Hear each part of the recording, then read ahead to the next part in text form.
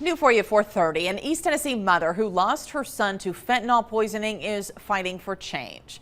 Our Lexi Lepoff met with the mother who is speaking out on her experience, helping to warn parents.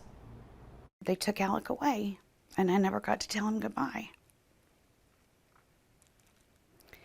And it was the worst thing any parent could ever endure. Andrea Teter lost her 21-year-old son, Alec, to fentanyl poisoning. Alec was a star athlete and described as a shining light in the community. He had a heart as big as this whole world. Andrea says the news came as a shock. She didn't know much about fentanyl, but wishes she could have warned her son. And unless you've lost a child like this, people don't understand the dangers. I didn't know anything about fentanyl. The U.S. Drug Enforcement Administration says even a dose of fentanyl, as small as a few grains of salt, is deadly. The synthetic opioid is now being added to street drugs, including cocaine and even marijuana. It is one pill can kill. It's as simple as that. Now Andrea is using her tragedy to warn parents, encouraging them to educate their children that the days of experimenting are over. I don't want it to happen to other people. I don't want other parents to go through this.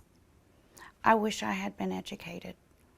I wish I knew. Andrea's story isn't uncommon. Thousands have died from fentanyl poisoning in the U.S. Now Andrea and bereaved families are demanding change by rallying at the nation's biggest stage, the White House. There's so much that our justice system can do to take down these criminals.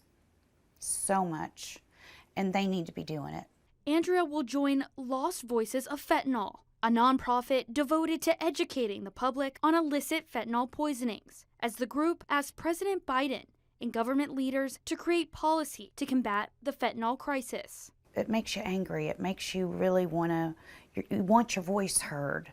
You want your story told. And Alec's life mattered. Andrea says she never felt like she had a voice until now. And you can't take it back, but you can take your pain and turn it into purpose. In Knoxville, Lexi Lepoff, WVLT News.